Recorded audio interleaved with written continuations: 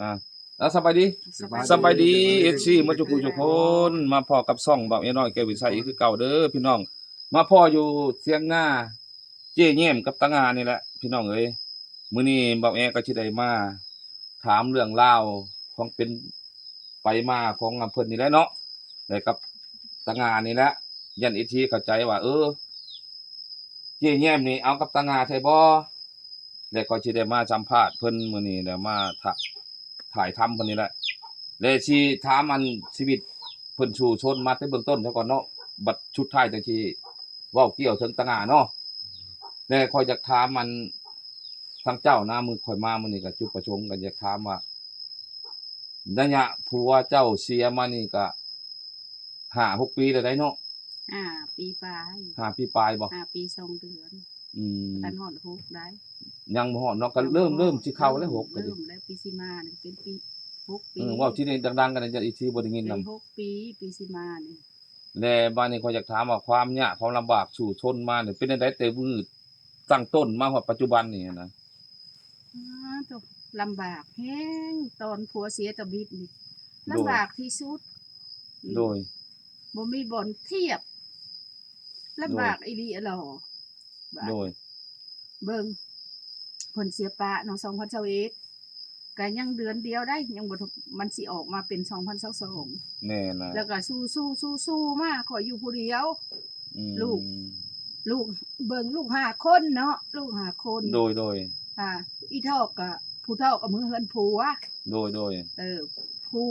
ทวน2อีเฒ่าก็ไปทำงานอยู่สวรรค์อีน้อยนี่ โดย นางน้อยน่ะจันทราก็ไปสู่เมียก็เฮ็ดงานอยู่พู้นอยู่พุ่นแหละอยู่สวนมักไม้มักตอกพุ่นแหละ โดย ลูกสลาอีกบัดนี้ ก็ไปเฮ็ดงานคือ ไป กัน เฮ็ดงานอันนั้นก็อยู่ไทยคือกันบัดนี้ผู้หนึงอีกบัดนี้ผู้ที่5ผู้หนึงอีกผู้ว่าหาก็ไปสู่เมียนี่ โดย น่ะก็แล้วบ่มีไผอยู่ผู้เดียวแม่ แล้วก็ คนเดี สู่ ยว อยู่ถือว่าสู่ชีวิตมา สู่ชีวิตมาตั้งแต่ผัวเสียปะ เลยมาฮอดปัจจุบันนี่ได้ข้อยสิถามก็แล้วความจริงว่า 2021มานี่ล่ะหมด2026 มาฮอดปัจจุบันนี่เป็นจังไดบัดนี้สมมุติคือเดี๋ยวนี้แล้วนี่ลูกเต้ามาเฮ็ดให้ทำนานำและซอยนี่ก็ความดีใจเจ้ามีอยู่บ่ ดีใจหลายดีใจแฮงดีใจที่สุดตอน ตอนลูกมา ตอน เนาะ ลูกมานี่ดีใจนี่เราบ่มีบ่นเทียบเลย โดย วันนี้ความเม็ดความไปก็ลูกได้บัดนี้เฮ็ด โดย แม่ก็มื้อใดได้เฮ็ดก็ได้เฮ็ดมื้อบ่ได้เฮ็ดก็เฮ็ดอยู่เฮ็ดกินให้ข้าวเฮ็ดเล็กน้อย โดย ลูกผ่อนนำได้ปี โด นี้ ย บ่ได้สู่ซนปานใดเวียกงานหั่นเบาแน่ปีนี้ โดย เขา ค่อย เขาเฮ็ดลูกนั่นแหละเฮ็ด โดย ก็ดีใจ ข้อยนี่ดีใจแนวนี้ข้อยดีใจนํเจ้าเดี๋ยวนี้เจ้าหันได้มีผู้ปากผู้เว้านำนี่แหละนี่ ก็ คือ ดี นี่ ใจ แหละ แน่นี่ คือตางานี่แหละมาอยู่ นำ นำอีกทีทุกคนนี่ก็มาอยู่นำเพิ่นนี่แหละเพราะว่าตางาเนาะคอยมาคิดเบิ่งอีกทีทุกคนนี่คอยมาคิดซะว่าแต่มื้อก่อนเนาะสงสัยยันเพิ่นเป็นลูกพ่อเดียวแม่เดียว แต่มาปัจจุบันนี่เลยมันเกิดผิดบ่อน เกิดคนละบ่อนเลยหากันได้มาพ้อกันเลยเพิ่นก็บ่ได้มาอยู่นำอันเจ๊แย้มคนนี้ถือเรามานี่เราก็บ่ได้ขี้คร้านในพี่น้องเอ้ยเราเฮ็ดให้ทำนาเราก็คาดให้ไถนาลกกาถือว่าทุกสิ่งทุกอย่างเราเฮ็ดในครอบครัวชาตินั้นในนี่แหละแบบเราถือแบบเพื่อนเราเองอะนะแต่เราหันมักเจ๊แย้มอะนะแต่ว่าก็ตามแต่ว่าสิถามเจ๊แย้มอีกสมมุติว่า เรามาอยู่นำเจ้าปึ๊บนี่เนาะเรามักเจ้าหั่นนะสมมุติว่าเราบ่หนีจากเจ้าได้ค่อยสิถามความจริงได้นี่ได้แล้วเจ้าสิว่าจังได๋สมมุติว่าเราอยู่นำเจ้านี่นะเว้าตอบให้ FC ฟังมึงดู ก็บ่เป็นหยังก็ให้เราอยู่นี่แหละเราบ่ไปก็ให้เราอยู่นี่แหละแต่เราอยู่นำนั้นนางใจดงนาคามก็ยังเท่าใดปี โดย อยู่นำนางใจ อันนี้ก็มาอยู่นำข่อยนี่ค่ะถ้าบ่ไปแล้วก็ให้เราอยู่บ่ไล่เราไปไสเราดูเด้ โดย เพราะว่าเราเป็นคนดุคนมัน โด ดุ ย มันขยันเพียรอีหลีพ่องานี่นะ โดย เราบ่ได้แบะได้เบื่อแล้วก็มื้อวานนี่ก็ไปเอาพื้นอยากกินข้าวไปเอาพื้นมาแต่เอาพื้นไปเลี้ยงควายข้อยก็ดีใจหลายพอได้ผู้ช่วยเวียกช่วยงาน โดยแล เออ เด้อบัดนี้ข้อยสิพากสู่ FC ฟังวันนี้เพื่อให้ FC ทุกคนเฮาแหละบ่ให้เข้าใจผิดว่าเจ๊แย้มนี่สิลงรอยเอากับอันเฒ่างาเนาะแต่ว่า ลาวหันซุมื้อนี่เรานับถือเป็นคนไทยเฮือนเดียว แต่ว่าทอทำงานเด้เว้าผัวเว้าเมียก็จำเนาะเฮาก็ดีเฮาอาศัยเวียกนำลาวเด้ให้เราเว้าลาวจักเว้าก็ดีแต่ว่าบางเทื่อเราก็เว้าเฮ้ยว่าผัวว่าเมียนะก็แต่ว่าเจ๊แย้มเพิ่นก็บ่ได้สนใจแนวใดเพราะว่าเลาก็เองใช่ว่า เป็นคนไทยเฮือนแหละเลาก็บ่ได้ว่าสิคิดย้านคิดหยังนั้นเลาก็ อย่าก้มหน้าได้ เป็นคนนั้น มาก้ม เที่ยงธรรม หน้าอยู่ แต่ว่าคนบ่ร้อย แต่ว่ากว่าคนร้อยเด้พี่น้องเอ้ยเวียกงานสันดอนนี่เราเราเฮ็ดนี่ดุมันขยันเพียรสมมุติอาหารการกิน เราขอกินเฮาให้เราก็กินถ้าเฮาบ่ให้เราก็บ่เอาก็บ่เฮ็ดติดชั้นมือยาวก็บ่ไปหลักมกจกหอไผอีกเราอยู่ในเถียงนานี่เรานอนอยู่นี่เนาะประจำแม่นบ่ แม่นอน ก็แต่เรามาแล้ว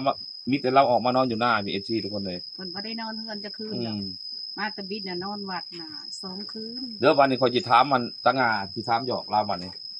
อันข้อยจะถามว่าเมียบ่ได้นอนหน้านำนี่เมียนอนบ้านเจ้านอนหน้าผู้เดียวเลยเจ้าก็คือฮอดอยู่บ่เมีย ทอดไม่เนาะ คือฮอดแห้งบ่ หาย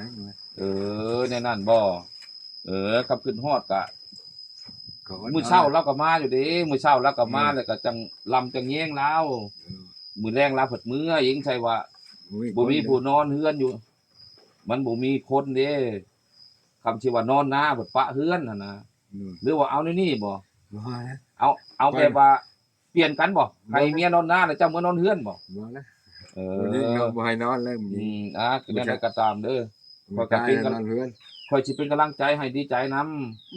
เด้อเจแย้มก็ค่อยดีใจนํเจ้า มีผู้ช่วยเวียกช่วยการค่อยก็ดีใจนํ ข้อยก็ยังดีใจ ค่อยดีใจ แล้วข้อย ใจน้ำลาย อาศัยว่าลูกเมื่อนี่ก็บ่ลูกเมื่อเฮ็ดงานอยู่สวรรค์อีน้อยเมื่อยอีเท่าเมื่อ ก็พอได้ปากได้เว้าน้ำลาวนี่แหละ ก็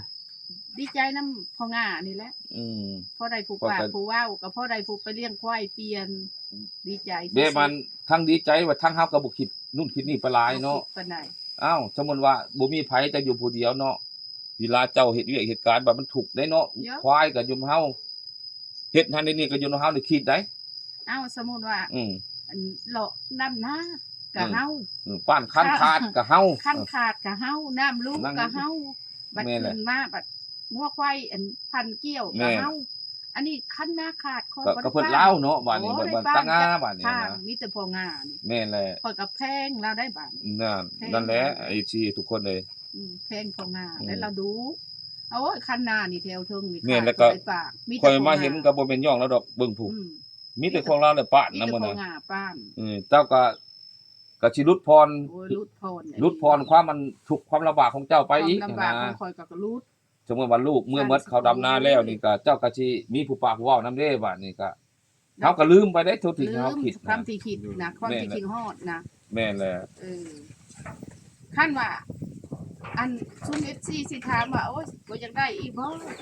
บ่อยากสร้างอีกบ่ครอบครัวใหม่ นี่พอจะถามเจ้าวันนี้เด้อให้เจ้าตอบให้ HG ฟังพอจะถามเจ้าว่า สมมุติว่ามีผู้มักผู้ฮักเจ้าอีกนะว่ามักเจ้าแล้วอยากได้เจ้านี่เป็นลูกเป็นเมียสิเอาบ่ก็สิถามเจ้า บ่เอาดอกอยู่ไปวันๆนี่แหละซ้ำนี่นะ และพออยากถามว่าสาเหตุของมันเจ้าบ่เอานี่ย่านมันเป็นหยัง ย่านมันบ่หักบ่แพงลูกเต้าข่อยนี่แหละ โดยเฮาก็มีลูก เอาเจ้าเว้าพอสู่ บัด HG นี้ ฟัง เฮาก็มีลูกเขาเจ้าก็มีลูกบาด โดย คนก็มีลูก มันบ่แม่นว่าคือเฮาเป็นสาวเป็นบ่าวแล้ว โดยแม่นแล้ว ผู้บ่าวผู้นี้ก็เป็นผู้สาวแหละเอากัน อันนี้ โดย คนต้องมีลูกแล้วเอามาโอ้ย โดย เขาก็สิบ่แพงลูกบ่แพงลูกข่อยหั่นน่ะ อืมผู้ใดมันดีเพิ่นก็สิแพง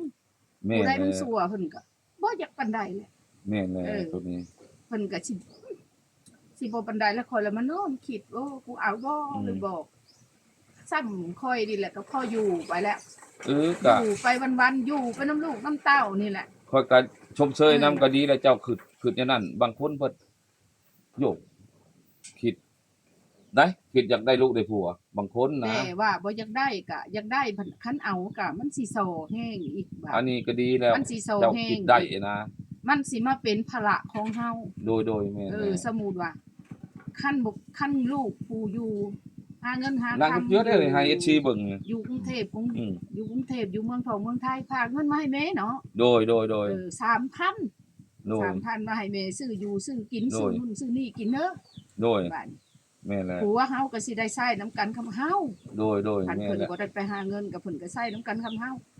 ก็อันนั้นแหละมันสิมาเป็นภาระของข่อยอีกคือเก่า โดยแม่นแหละก็ถูกอยู่จะเว้านี่เนาะสมมุติว่าเฮาเฒ่าซำนี้แหละสิไปเอาผัวก็สิเฒ่าเนาะเฒ่าคือเฒ่ากันนั่นแหละ เข้า บัดนี้นั่นลูกผัวก็ ผัว ก็ ก็ สิบ่ได้ไปหาเงินหารับจ้างทำงานหยังได้บัดนี้เนาะก็สิใช้นํกันกับเมียแล้วเงินก็ดี แล้วก็ผัวก็สิไปรับจ้างทำงานก็บ่ได้คือยังหนุ่ม แม่น เฮาสิไปหาเงินก็บ่ได้ แม่ ผัวสิไปรับจ้างก็บ่ได้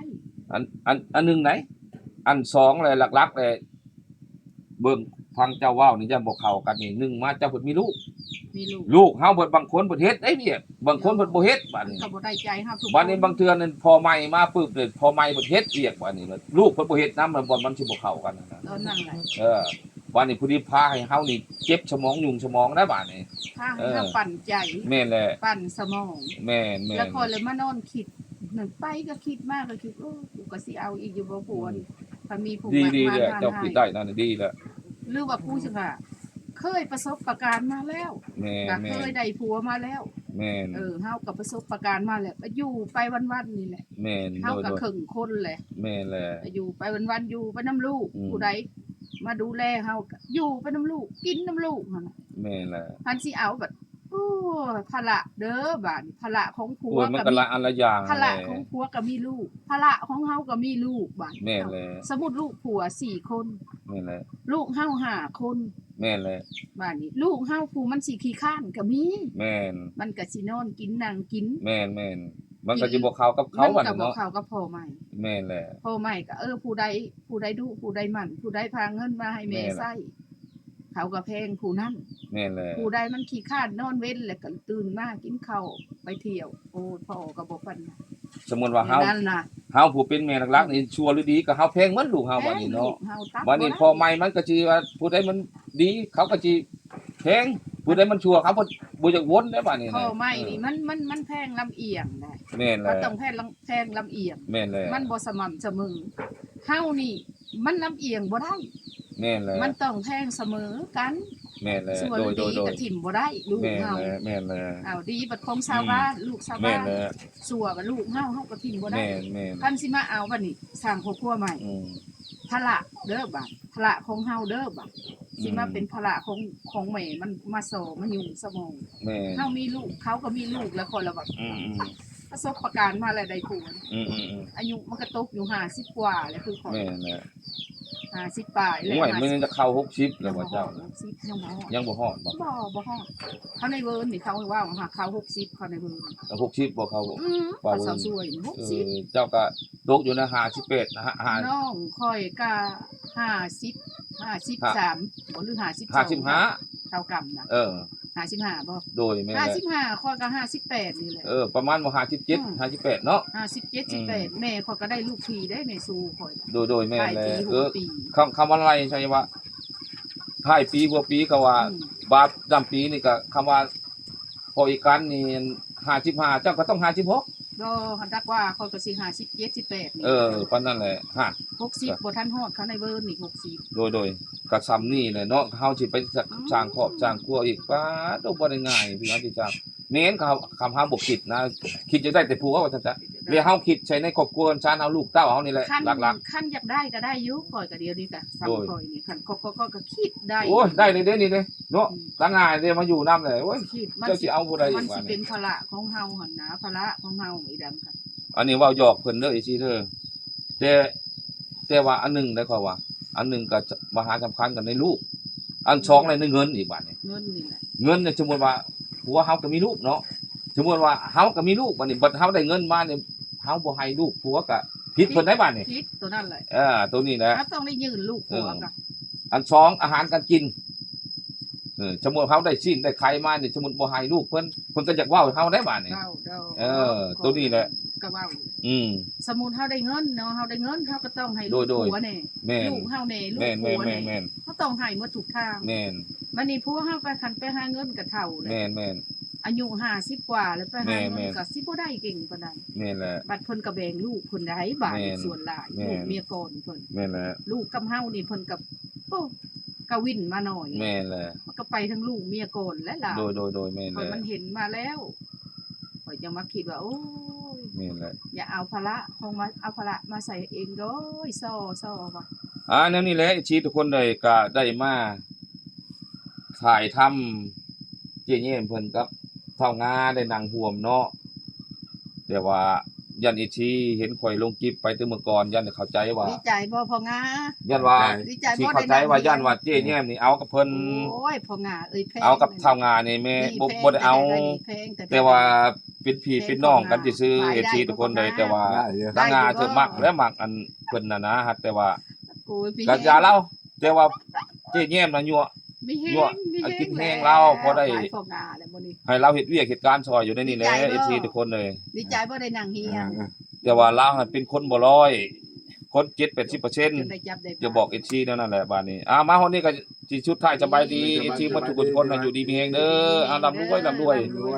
โดย